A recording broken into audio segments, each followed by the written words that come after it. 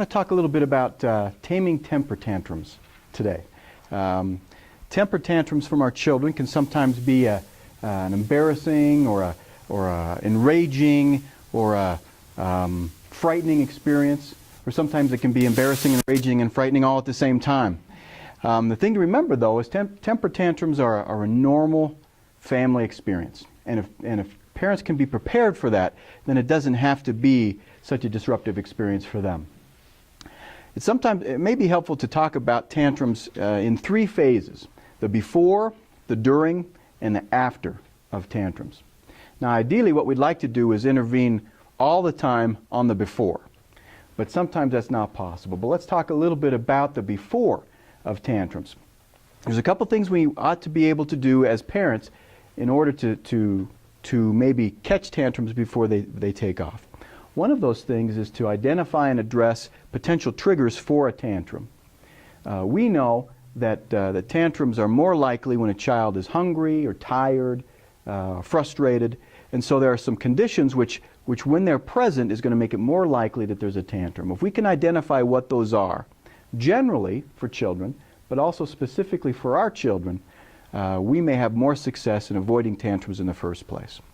Remember that tantrums are mostly about attention, and sometimes about frustration, and sometimes about trying to communicate something to us, trying to send us a message of one kind or another. And so if we are aware of that, that will help us anticipate what kinds of things are going to be a problem for our specific children.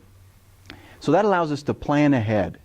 It allows us to be able to see things maybe as they develop and notice as our child begins to boil, before they boil over, in order to address that then.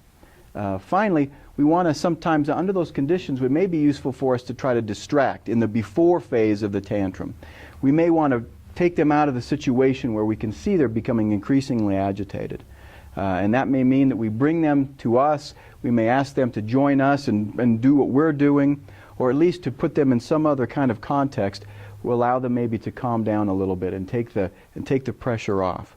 Because if we don't, if we leave them where they are and we're watching them start to boil over, we'll have a tantrum before long. Now, intervening at the before part of tantrums is not easy. It takes practice, it takes kind of trial and error as parents, but we can be very effective on the before part if we're watching and we're careful. The second phase is the during phase. The during phase is when the tantrum has already begun. And it's important to understand that under those circumstances, it's very unlikely that we're going to be able to put the genie back in the bottle, so to speak. The tantrum has begun, and we're probably going to have to ride that out.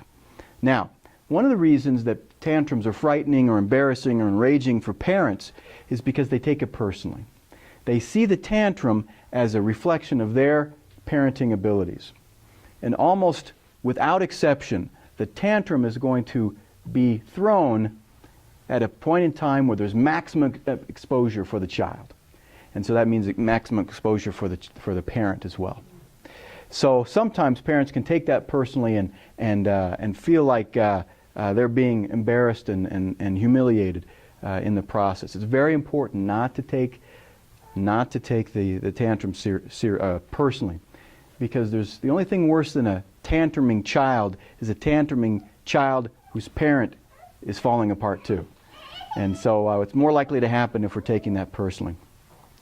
Second of all, because most tantrums are about attention, it's very important not to give a lot of attention to tantrums. Now, sometimes that's difficult because the tantrum is being thrown in a very public place and it's disrupting what's going on.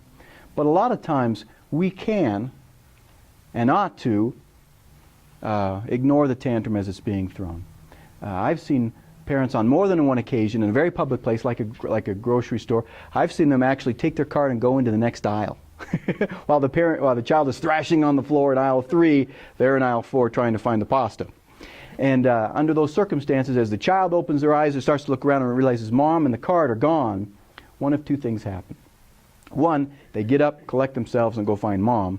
Or the second is they get up, collect themselves, go find mom, and tantrum where she is. I've seen that more than one time.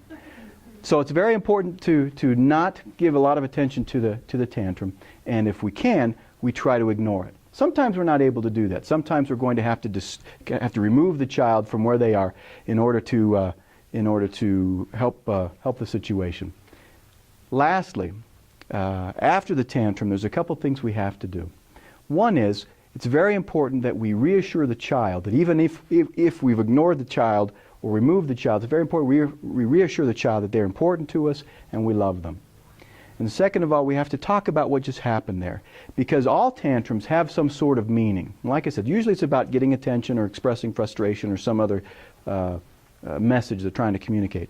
And if we can talk to the child about what's been going on and what they're trying to communicate to us, then we can understand what their needs are and address those in a way that doesn't include tantruming. Because children will choose a calm conversation if they get what they're looking for and get the attention that they need over a tantrum every time.